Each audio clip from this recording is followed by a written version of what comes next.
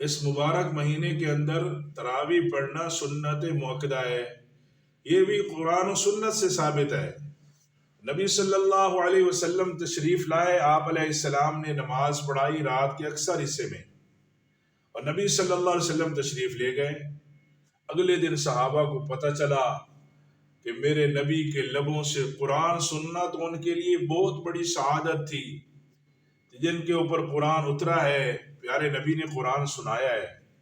اگلی رات اور زیادہ صحابہ آئے، اس سے اگلی رات اور زیادہ صحابہ آئے، چوتھی رات نبی صلی اللہ علیہ وسلم تشریف نہیں لائے۔ نبی علیہ السلام نے اگلی رات جو ہے تراویح نہیں پڑھائی، چوتھی رات، تو صحابہ پریشان تھے۔ نبی علیہ السلام رات کے آخری پہر میں باہر تشریف لائے، اور پیارے نبی کا چہرہ ایسے چمک رہا تھا جیسے 14ویں رات کا چاند چمکا کرتا ہے، اور آپ علیہ السلام کے ساتھ مبارک جماعت صحابہ کی ایسے تھی جیسے چاند کے گرد ستارے ہوا کرتے ہیں۔ ان چمکتے ہوئے ستاروں نے پوچھا، پیارے آقا آج آپ نہیں آئے، ہم تو انتظار میں رہے آپ کے لبوں سے قرآن سننے کے لیے، ہماری بے چینی بڑھ گئی۔ پیارے نبی صلی اللہ علیہ وسلم نے ارشاد فرمایا، میں آج اس لیے نہیں تشریف لایا، اس لیے نہیں آیا کہ کہیں تمہارے اوپر تراویح کی نماز فرض نہ ہو جائے۔ معاملہ اسی طرح چلتا رہا۔ سیدنا ابوبکر رضی اللہ عنہ کا دور یہ شور شو کا دور تھا، پھر صحابہ اور صحابیات اپنے گھروں میں نماز پڑھتے تھے، نماز تراویح۔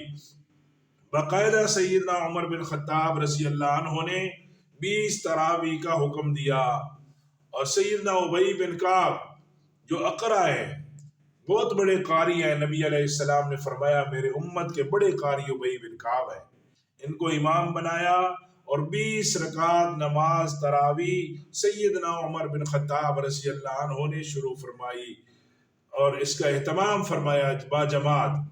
تو میرے بھائیوں، ایک تو نماز تراویح یہ سنت مؤکدہ ہے، جیسے ظہر سے پہلے ہم 4 سنتے پڑھتے ہیں، ظہر سے پہلے کوئی آدمی 4 سنتے نہیں پڑھے گا، یا ظہر کے بعد 2 سنتے نہیں پڑھے گا تو یہ گنہگار ہے۔ تو اسی طرح سے اگر کوئی آدمی جان بوجھ کر تراویح کی نماز چھوڑ رہا ہے اور 20 تراویح نہیں پڑھ رہا، بلکہ کوئی 10 پڑھ لیتا ہے، 12 پڑھ لیتا ہے، اس کا مطلب ہے اس کی اہمیت نہیں، 8 پڑھ لیتا ہے، تو میرے بھائیوں یہ گنہگار ہے باقی تراویح جو چھوڑ رہا ہے۔ 20 تراویح پڑھنا، اور یہ سنت سے ثابت ہے۔ یہ غیر مقلدین پھیلا رہے ہیں، اور ان کا تو کام ہی یہی ہے، اپنی طرف سے اختراع کرنا، اپنی طرف سے تشریحات کرنا،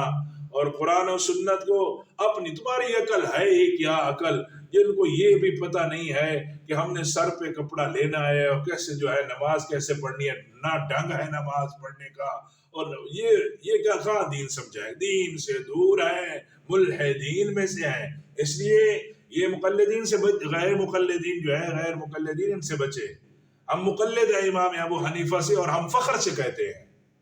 اور ہم تقلید کرتے ہیں نبی صلی اللہ علیہ وسلم کی مبارک زندگی کو، جناب ائمہ کرام نے ہمارے تک جو پہنچایا ہے، اور وہ اس میں ہے کہ تراویح کی نماز سنت موقدہ ہے، اور 20 تراویح ہے، 8 نہیں ہے، 10 نہیں ہے، 20 تراویح سنت موقدہ ہے، اور جو آدمی جو ہے اس کا اہتمام کرے گا اللہ کے ہاں سرخرو ہوگا، اور جو چھوڑ دے گا وہ گنہگار ہوگا۔ اس لیے میرے بھائیوں، میں اور آپ، یہ رمضان المبارک کا مہینہ تو اللہ سے لینے کا مہینہ ہے، تو تراویح کی نماز جو ہے یہ بہترین ذریعہ ہے عبادت کا۔ با جماعت نماز پڑھی جائے، اور 20 رکعتیں پڑھی جائیں، اور اللہ تعالیٰ سے خوب گڑ گڑا کے مانگتے جائیں مسلمانوں کے لیے، اور قبلہ اول کی جو جنگ لڑ رہے ہیں ان کے لیے۔ یہ وقت ہے دعاؤں کا، یہ وقت ہے اللہ سے مانگنے کا، یہ وقت ہے اللہ کو منانے کا۔ اللہ پاک سمجھ